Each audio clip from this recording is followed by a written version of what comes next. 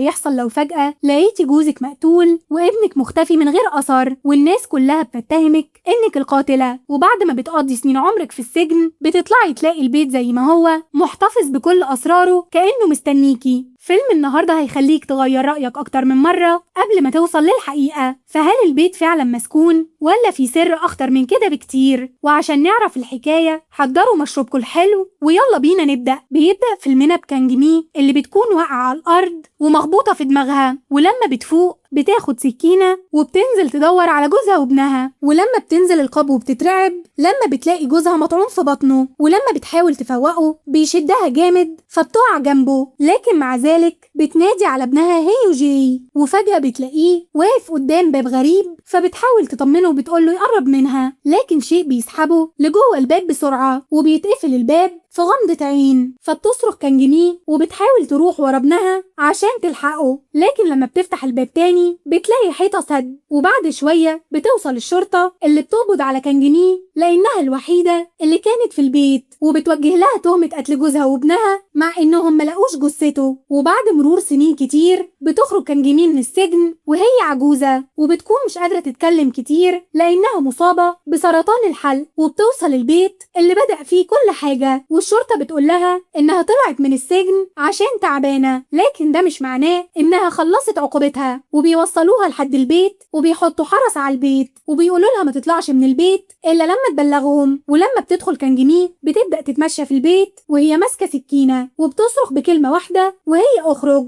وبعدين بتسمع حركة وأصوات جنبها، وبنرجع فلاش باك وبنشوف أسرة مكونة من أب وأم وولدين، وواضح إن الزوج بيعامل الابن الأصغر بطريقة مختلفة عن الابن الأكبر. ولما بترجع كانجمي للواقع بتسمع خبط على الباب، ولما بتفتح بيكون قس شاب من الكنيسة جاي يسأل عنها، لكنها بتحاول تطرده بس بيديها ظرف فيه ورق لازم تملاه، فبتضطر إنها تدخله. ولما بيدخل بتسأله أنت عايز إيه؟ فبيقول لها إنه عنده فضول وعايز يعرف إيه اللي حصل في يوم الحادثة. وبنرجع تاني فلاش باك وبنشوف هيوجي واخوه جيوان راكبين عجل وبيوصلوا لمحل العاب وبيقابلوا صديق هيوجي واخته، فبيسلم هيوجي على صديقه بالسلام الخاص بيهم، وبعد كده بيبداوا يلعبوا في محل الالعاب وبيستغلوا ان صاحبة المحل ست عجوزة ونايمة، فبيعمل هيوجي حيلة عشان يلعبوا من غير ما يدفعوا فلوس، لكن لما بتقوم الست وتطلع لهم بيهربوا منها، لكنها بتقول لهم انا عارفاكم وعارفة انتوا ساكنين فين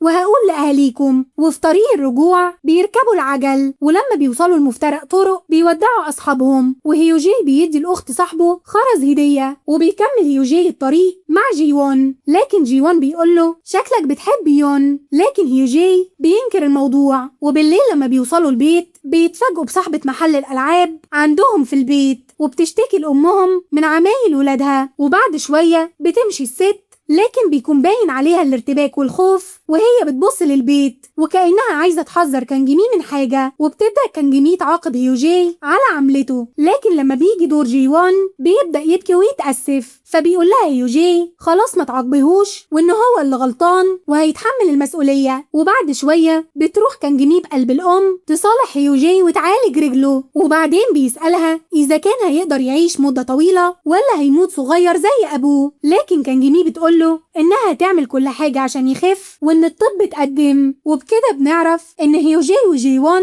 اخوات من الام بس، وعشان كده زوجها بيفرق في معاملتهم، وبالليل بيرجع زوجها لكنها بتتخانق معاه لانه بيخونها، فبيسيب لها البيت وبيمشي وهو بيبص لهيوجي بغل. وبعد شويه بتحس كانجمي بحركه غريبه في البيت فبتقوم عشان تشوف في ايه، ولما بتفتح الباب شويه مش بتشوف حاجه، لكن فجاه بتتمد ايد وبتحاول تمسكها فبتتفزع وبترجع لورا وبتقع على الارض، لكن بتقوم وبتتصل كانجمي بالشرطه. وعند جيوان اللي بيلاقي حركة غريبة بره الأوضة فهو كمان بيكون خايف وبيدخل يستخبى في الدولاب، لكن فجأة الدولاب بيتفتح فجيوان بيصرخ. أما عند كانجمي أول ما بتسمع الصرخة بتخاف على عيالها وبتطلع تطمن عليهم وبتروح الأول على أوضة هيوجي، لكن بتلاقي الباب مقفول فبترجع تاني تدور على المفتاح، ولما بتلاقيه وبتفتح الباب بتلاقي هيوجي جوه سليم، ولما بتسأله إذا كان هو اللي صرخ بيقول لها لا، فبتنزل بسرعة تشوف جيوان وهي خايفة وبتدخل عليه وبتسأله صرخ ليه، فبيقول لها إن هيوجي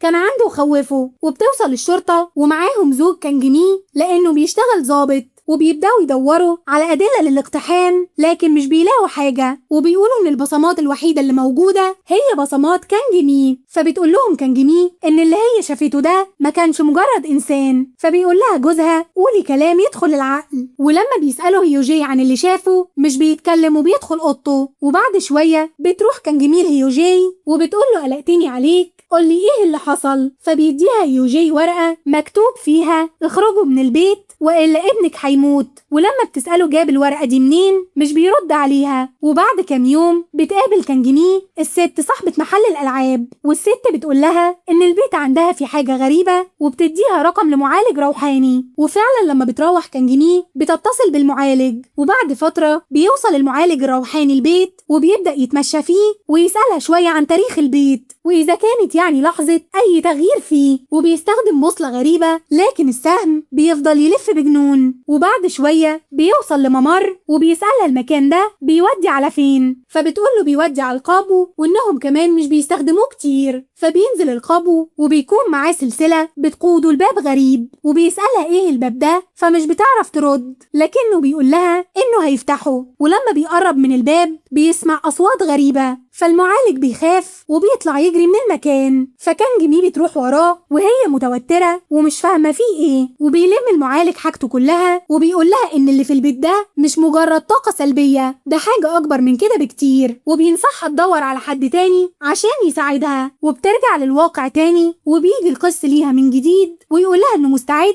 يسمع حكايتها، لكنها بتقوله انها اتعذبت كتير واستحملت بس عشان تدور على ابنها. وبتاخده للقابو وبتحكي له الحكاية عن اختفاء ابنها، لكن بيكون باين عليه عدم التصديق. فبتقوله ان في كائن تاني عايش في البيت ده. وتاني يوم بيروح القس عشان يسأل على تاريخ البيت، وبيعرف ان قبل كان جيمي كان في أسرة مكونة من أم وبناتها الاتنين، وانهم كانوا عايشين في نفس البيت واختفوا في ظروف غامضة. وكمان بيعرف ان البيت ده مشهور بحوادث الاختفاء، وان في حادثة كمان حصلت من 60 سنة. وبعد شوية بيروح القس لمركز الشرطة عشان يدور على معلومات عن قضايا الاختفاء. وعند كان جيمي بتكون قاعدة في البيت وفجأة بتلاقي خطوط مرسومة على المراية بالدم، وبيكون في ظل البنت صغيرة بتجري وراها. فبتاخد كان جيمي المصباح والفاس وبتنزل القابو عشان تحاول تهد الحيطة اللي ورا الباب، لكن لما بتلف بتلاقي بنتين قاعدين على الأرض وبيتكلموا مع بعض. فبتسألهم انتوا مين،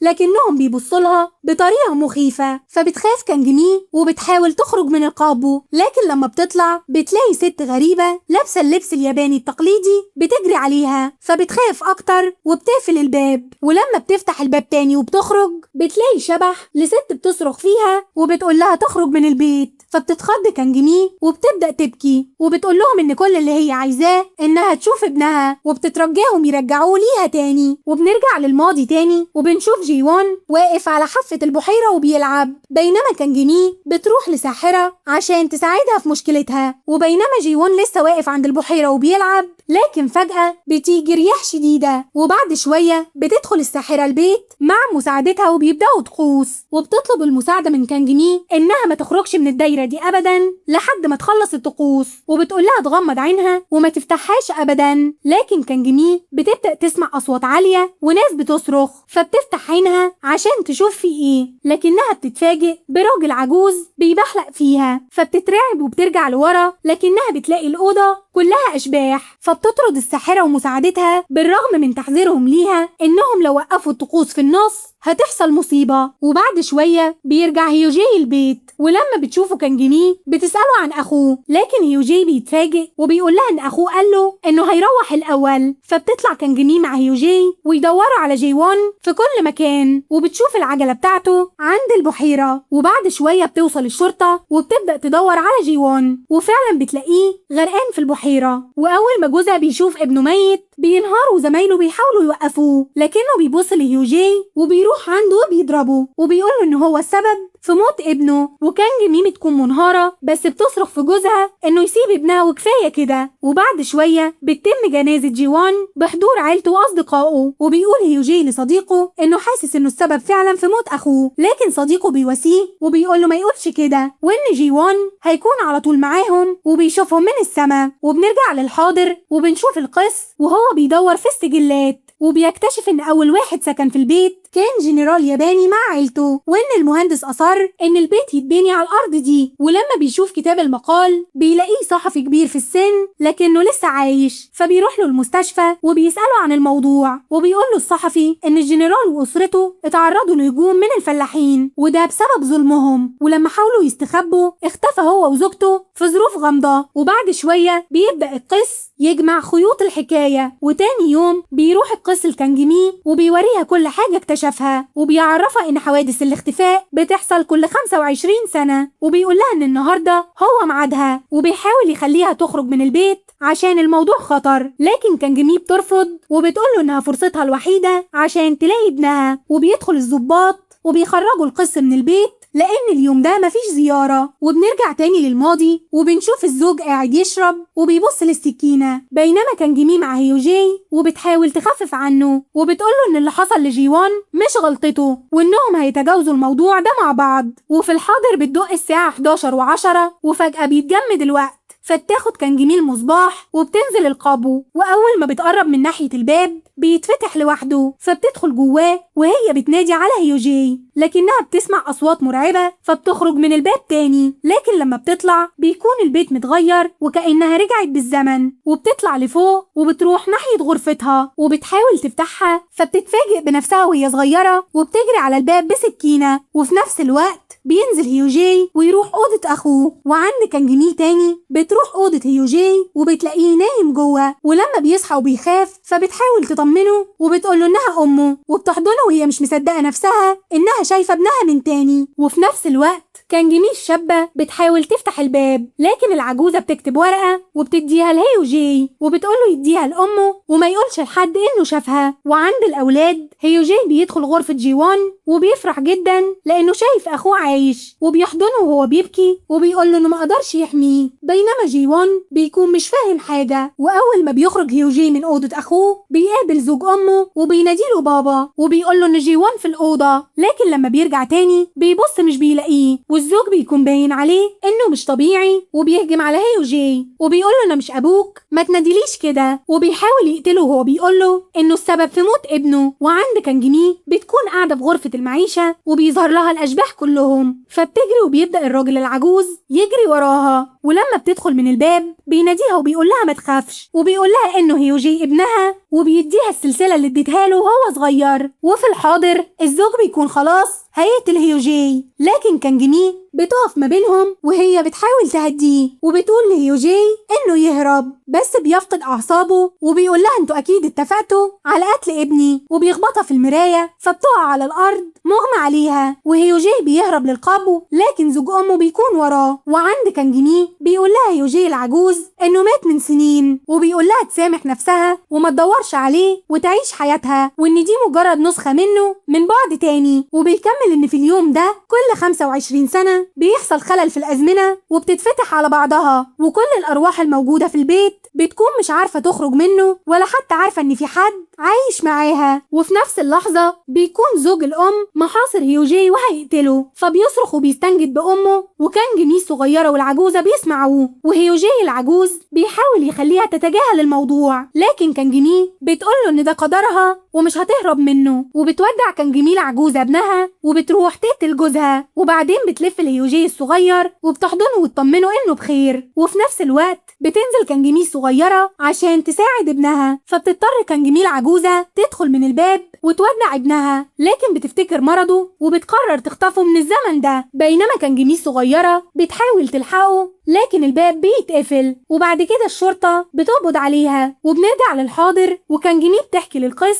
على كل حاجة لكنه بيكون مش مصدقها، فبتاخده لغرفة هيوجي وبيدخل القس وبيتفاجئ من وجود هيوجي وهو صغير، فبيروح له وبيقعد قصاده وبيفكروا بالسلام بتاعهم وهم صغيرين، وبيتضح ان القس هو نفسه صديق هيوجي. وبعد شوية بتقول كانجمي هيوجي إنها لازم تروح لمكان بعيد وبتديله السلسلة وبتودعه، وبتطلب من القس إنه ياخده يوديه المستشفى عشان يتعالج من مرضه ويعيش حياة طويلة. وفعلا القس بياخده وبيخرج بيه، ولما بيسألوا الحارس مين ده، بيقول لهم ده ابن السيدة كانجمي المفقود من 25 سنة، وبيقول لهم إنه سافر عبر الزمن. فبيبص له الحراس كأنه مجنون، لكنه بيتجاهلهم وبيمشي، بينما كانجمي بتبص عليهم من بعيد وبتودعهم. وبياخد القس هيوجي وبيروح يقابل أخته، اللي أول ما بتشوف هيوجي بتمسك السلسلة اللي فيها الخرز اللي اداهولها وهم صغيرين وبتبتسم. وفي النهاية هل كنتم تتوقعوا إن دي النهاية الحقيقية ولا الفيلم نجح إنه يخدعكم